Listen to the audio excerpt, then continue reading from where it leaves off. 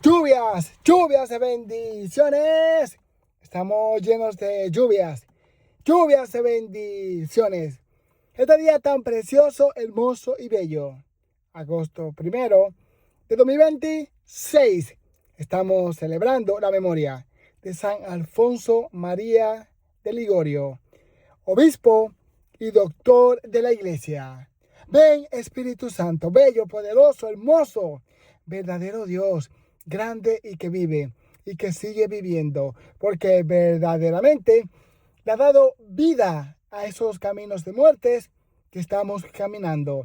Y cuando le da vida significa que le da sentido. Ahora sí, verdaderamente me puedo levantar. Y si creo que me puedo levantar en nombre de Jesús, significa que puedo tener disciplina, que puedo ser responsable. Si tienes disciplina y tienes responsabilidad, no te lleves de lo que dice el mundo. Si no eres sabio, no vas a poder seguir hacia adelante. Tienes que tener disciplina, tienes que tener responsabilidad en ese trabajo. Si verdaderamente llegas a tiempo, llegas con tiempo y tienes disciplina en lo que tienes que hacer. Tienes responsabilidad. Poco a poco, si es ahí donde no debe estar, poco a poco vas a encontrar. Porque si tienes disciplina y responsabilidad, verdaderamente, poco a poco Dios te va a guiar en la casa, en la iglesia. Verdaderamente Dios nos llama y nos llama para que tengamos disciplina en todo lo que hacemos, comenzando con las cosas pequeñas. Y una de esas, que es una lucha, es, por ejemplo, me voy a levantar a las 7 y pase lo que pase, me levanto a las 7 y así ordeno mi voluntad. Ordenando mi voluntad, recibo la disciplina. Poniéndome en la mano de Dios, Él me da la gracia para yo poder ser responsable. Porque verdaderamente Dios quiere que yo camine bien, que yo me levante, que no camine ciego, que no camine cojo, sino que verdaderamente me levanta y creyendo en Él puedo seguir hacia adelante. Ven, Espíritu Santo, para poder reflexionar en Jeremías capítulo 26, del 11 al 16. Luego vamos al 24. Los sacerdotes y los profetas dijeron a los jefes y al pueblo: ese hombre, Jeremías, merece la muerte, porque ha profetizado contra esta ciudad, como ustedes mismos lo han oído. Pero Jeremías le dijo a los jefes y al pueblo: el Señor me ha enviado a profetizar todo lo que han oído contra este templo y esta ciudad. Pues bien, corrijan su conducta y sus obras. Escuchen la voz del Señor, su Dios, y el Señor retratará de la amenaza que ha pronunciado contra ustedes por mí. Parte, yo estoy en manos de ustedes. Hagan de mí lo que les parezca justo y conveniente. Pero sepan bien, si me matan, ustedes y la ciudad y sus habitantes serán responsables de la muerte de un inocente. Porque es cierto que el Señor me ha enviado a ustedes para anunciarles todas estas cosas.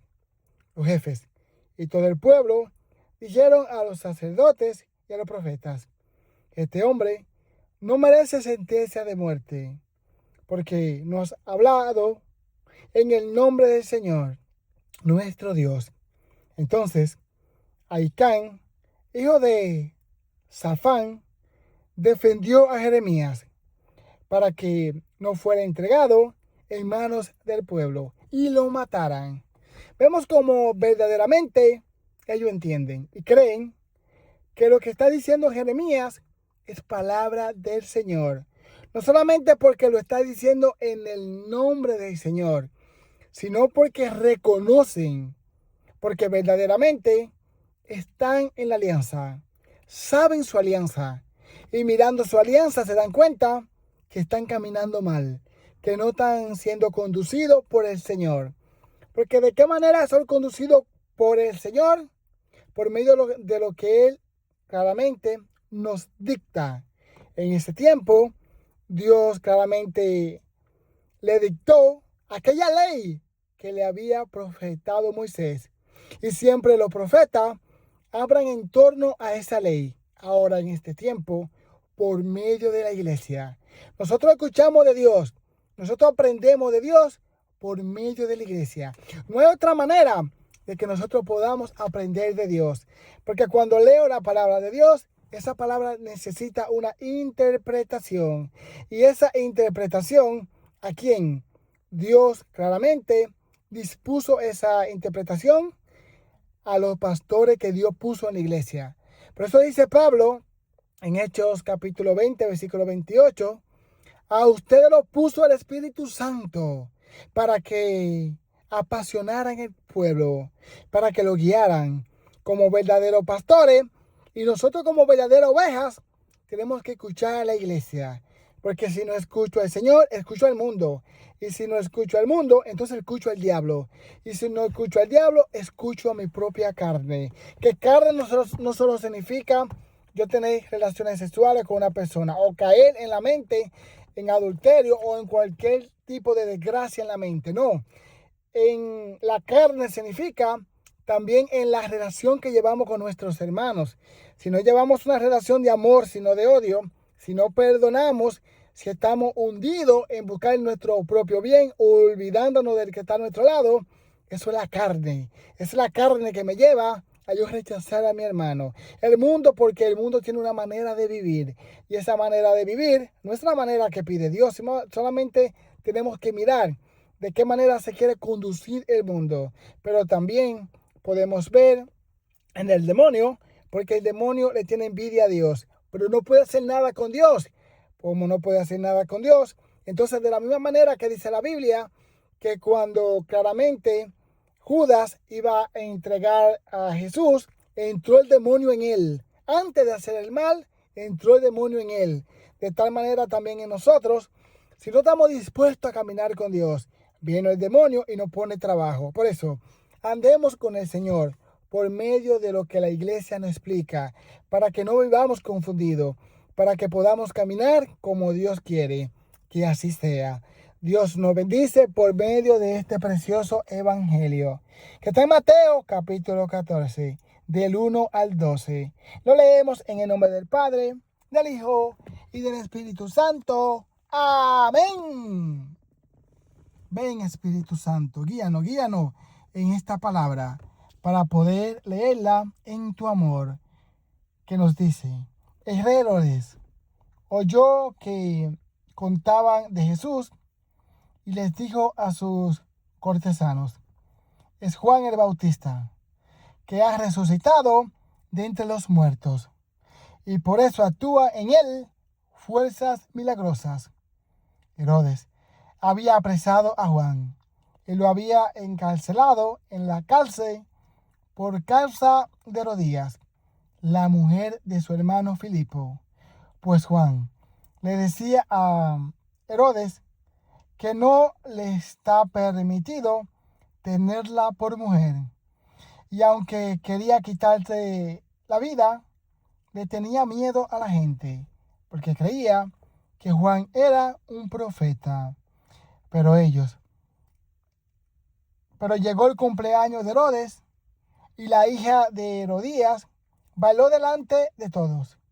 Y le gustó tanto a Herodes que juró darle lo que le pidiera.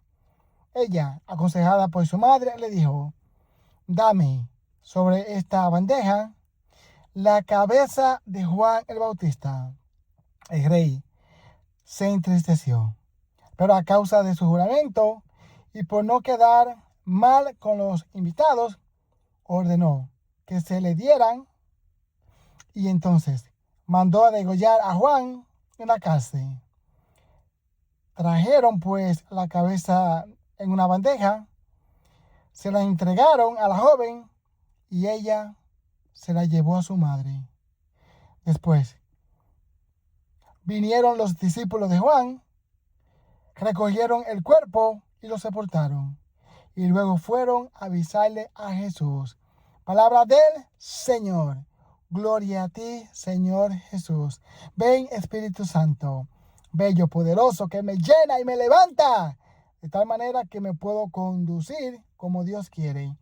Vemos cómo se puede hacer un paralelo de lo que estaba pasando en Jeremías y de lo que el Señor nos dice que pasó con Juan. Juan verdaderamente vivió el Evangelio, lo vivió en su corazón y también lo vivió afuera.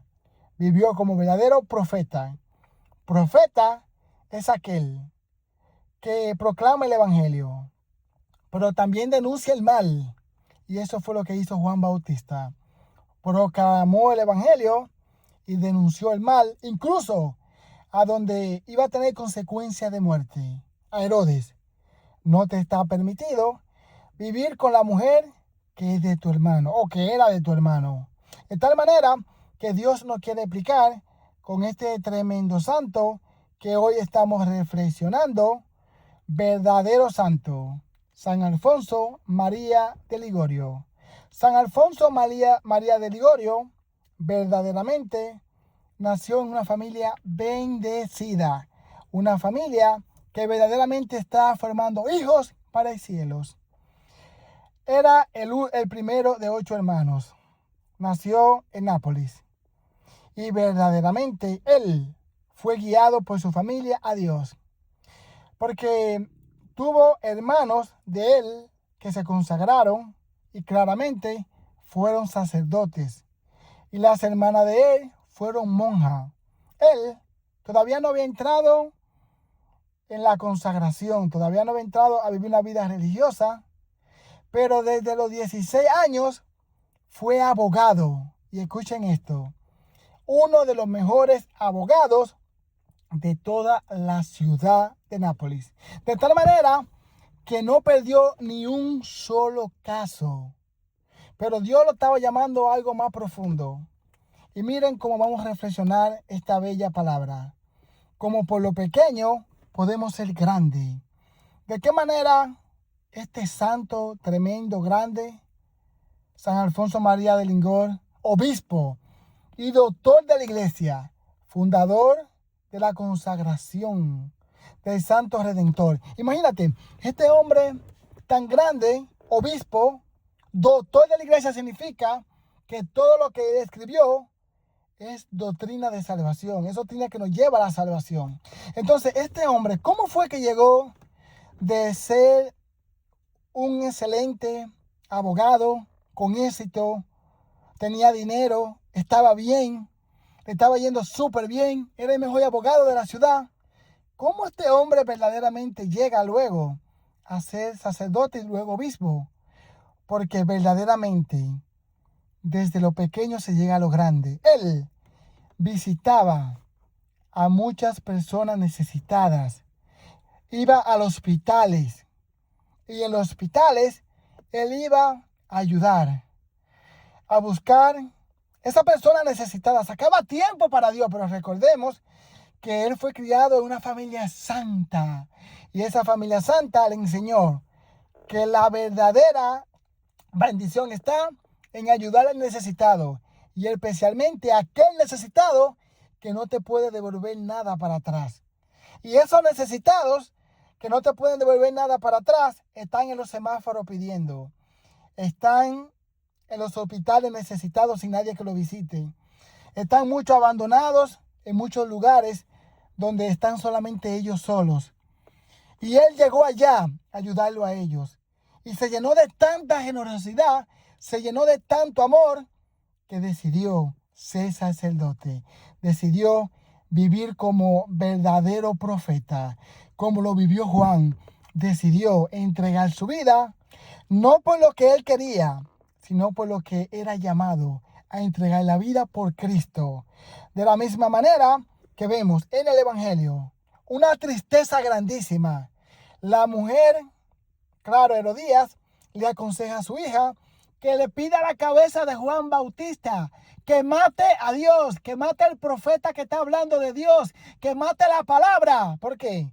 Porque ella también tampoco fue criada en una familia que le ayudara a ver a Dios. Mi hermano, solamente vamos a poder arreglar la sociedad, Solamente vamos a poder tener otro gobierno. Solamente vamos a poder cambiar con la guerra si nosotros verdaderamente estamos formando una familia que camina en Dios. Y esa familia que camina en Dios tiene que estar unida a Dios, unida al matrimonio, unida a los sacramentos. Tiene que ir a la iglesia, tiene que vivir de otra manera para que pueda vivir y pueda batallar. Y esos hijos que están ahí mirando, salgan, luchen. Y lo que ellos vayan a luchar allá afuera, aunque sean de cualquier profesión, lo luchen por la santidad. Lo luchen por aquello que verdaderamente permanece. ¿Y qué es lo que permanece? Hacer todo por Dios, no por mí, no por el dinero que voy a ganar, no porque verdaderamente yo voy a estar bien, sino porque ese llamado que Dios me ha hecho para que todo quede bendecido, para que la sociedad mire a Dios, para que todos vivamos como Dios quiere. ¡Súper bien! ¡Lluvias! ¡Lluvias de bendiciones!